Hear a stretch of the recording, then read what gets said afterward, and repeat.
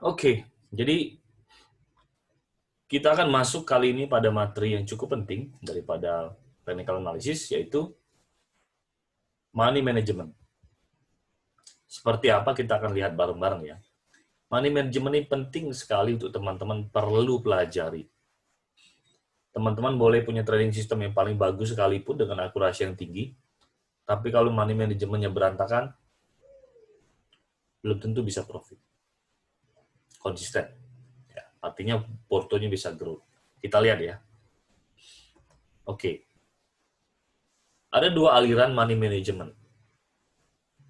Yang pertama itu disebut martingale, yaitu kalau kita loss, ya orang martingale ya, dia jumlah lotnya yang ditradingkan nambah. Misalnya gini, biasanya orang yang suka average down nih, beli di harga 100, 2 juta, misalnya, 2 juta perak. Turun ke 90, dia tambah lagi 4 juta perak, dan seterusnya. Nah, itu bahaya. Yang kedua tuh anti martingale. Ketika loss, jumlah lot yang kita tradingkan itu makin kecil. Kita kurangi. Itu yang bagus. Jadi, pelajaran pertama, kalau ingin survive di trading itu kita harus gunakan anti martingale. Ya. Semakin berkurang portofolio kita, semakin kecil kita trade. Misalnya gini, teman-teman punya portofolio 100 juta atau 10 juta lah. Teman-teman punya portofolio 110 juta. Kemudian teman-teman tetapkan risk per trade-nya 1 juta, 1% atau 2%. Berarti kan 100 atau 200 ribu lah, 200 ribu lah misalnya. Tapi begitu portofolio teman-teman berkurang dari 100 juta ke 90 juta, teman-teman tetap pakai risk per trade 2%, 200 ribu nggak? Enggak. Kenapa? Karena 2% dari 90 juta, 180 ribu. Maka teman-teman ketika loss itu maksimal cuma 180 ribu. Jadi dengan demikian kita sudah mengadopsi atau menerapkan prinsip money management anti martingale. Ya, itu yang bagus. Nah, kalau ada orang bilang kenapa money management itu begitu penting? Jawabannya ini. Teman-teman bisa bayangkan kalau teman-teman loss 50% dari porto. Itu butuh profit 100% dari sisa modal yang tersisa untuk bisa balik modal. Hanya untuk balik modal. Belum lagi tekanan psikologisnya luar biasa. Maka dari itu penting sekali untuk kita bisa memanage portofolio kita sehingga tidak mengalami loss yang dalam. Kalau loss-nya dalam, itu berat rasanya untuk mengembalikan. Walaupun bisa, tapi perlu effort yang lebih. Belum lagi psikologisnya ya.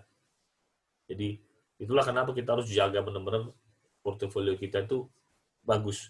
Kita boleh cut loss, kita boleh loss, tapi nggak boleh sampai loss itu dalam banget mengurangi portofolio kita. Oke, ada 3 elemen penting pembentuk money management, yaitu risk management, ekspektasi, dan opportunity. Risk management seperti ini. Prinsipnya begini, batasi maksimal loss itu 1, 2, atau 3% dari total porto tiap kali trading. Kita sebut RPT atau risk per trade ya. Jadi, kalau teman-teman punya portofolio tadi 10 juta, 1%-nya itu kan 100 ribu ya. Maka kalau teman-teman punya porto 10 juta, batasilah kerugian maksimal 300 ribu per trade. Kita sebut dengan RPT, ya kan? 3% dari 10 juta, 300 ribu kan. Dan yang kedua, jangan pernah melakukan average down, selalu average up. Ini contoh, kalau kita mau lakukan average up, ini contohnya seperti ini. Ya. Awal beli 40% dari total dari alokasi, kemudian naik lagi. Ketika kita average up, bentuknya harus piramida, jumlah lotnya. Jadi misalnya, sejak awal kita pengen beli jumlah 100 lot. Awal-awal beli 40 lot saja. Begitu harganya makin naik, kita cicil nambah lagi 25 lot, 15 lot, 10 lot, 10 lot. Jadi, kalaupun harganya nanti turun drastis, itu kita masih profit. Jangan kita bikin piramida terbalik. Kalau piramida terbalik itu, orang pertama beli 10 lot. Tahu-tahu, ketika sudah tinggi, dia beli 40-50 lot. Dan tiba-tiba harga turun drastis, ketika dia beli kan, average-nya jadi mendekati harga puncak kalau dia pakai piramida terbalik. Makanya, ketika harga turun drastis, bisa jadi orang itu akan loss atau malah nggak profit. Bisa jadi akan impas atau nggak profit sama sekali malah, atau loss, lebih parah lagi. Oke, jadi ini penting sekali risk management.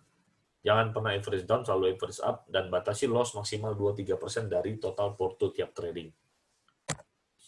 Ini ekspektasi. Mungkin bukan istilah yang awam buat teman-teman, tapi biar saya jelaskan, itu rumusnya seperti ini. Teman-teman nggak usah pusing rumus, kita langsung contoh saja. Untuk bisa profit konsisten, seorang trader harus memiliki ekspektasi yang positif. Apa itu? Kita ambil contoh seperti ini. Ada 4 trader, trader A, B, C, D. Asumsi modal awal masing-masing mereka $5.000. Risk per trade-nya ini 10%, cukup besar, tapi oke lah. Risk per trade-nya ini sebagai contoh.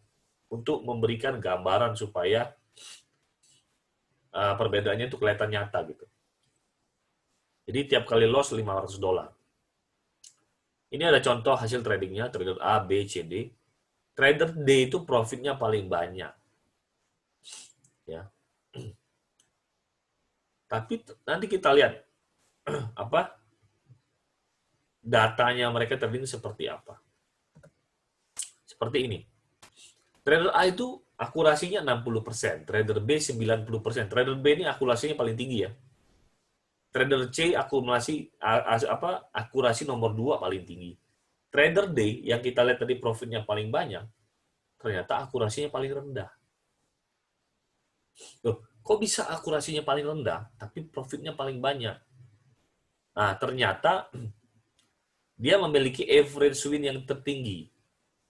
Kalau average loss sama kan, kita anggap keempat trader ini disiplin, masing-masing melakukan cut loss.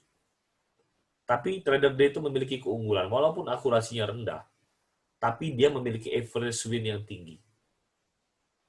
Artinya apa? Dia memiliki reward yang tinggi. Kalau kita bicara secara rasio, reward to risk ratio itu besar.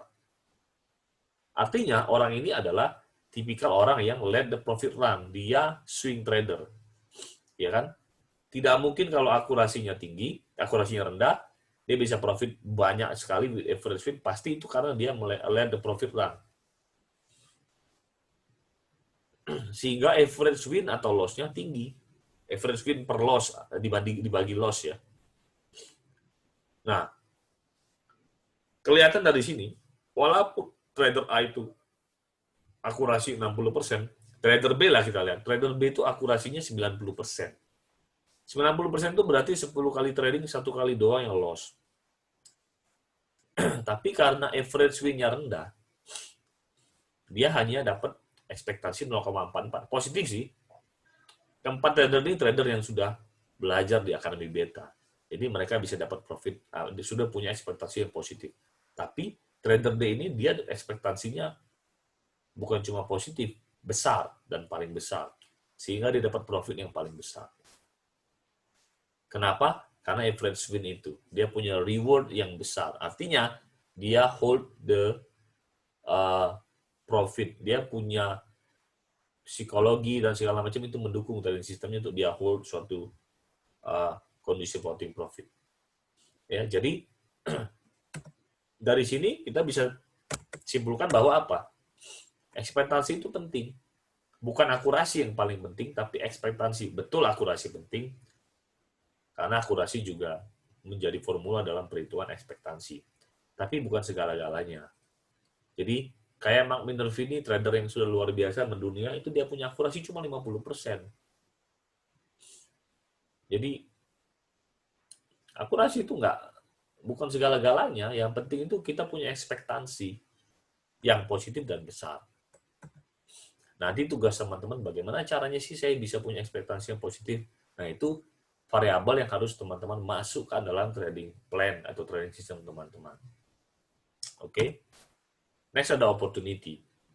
Opportunity adalah ukuran berapa kali seorang trader dapat mengaplikasikan ekspektasinya. Bisa saja kita punya high ekspektasi yang ekspektasi yang tinggi ya, yang high ya. Tetapi karena opportunity-nya rendah, cuannya jadi kecil. Jadi kita itu bagaimana cara kita bisa mendapatkan opportunity yang tinggi? Kita harus menyesuaikan strategi trading kita dengan kondisi pasar. Seperti sekarang market lagi galau. Bagus nggak kita swing? Nggak cocok swing jauh-jauh ketika market lagi galau. Begini, 10-15% bungkus, 20% maksimal bungkus. Contohnya lagi, kalau pasar lagi downtrend, maka opportunity kita untuk buy on breakout itu kan rendah. Jadi kita ganti, kita jangan buy on breakout, kita buy on support di saham-saham yang uptrend. Itu lebih bagus. Kemudian kita jual di resisten misalnya, bagian jarak pendek. Sekarang lihat kan cari saham-saham swing kan makin kecil peluangnya. Jadi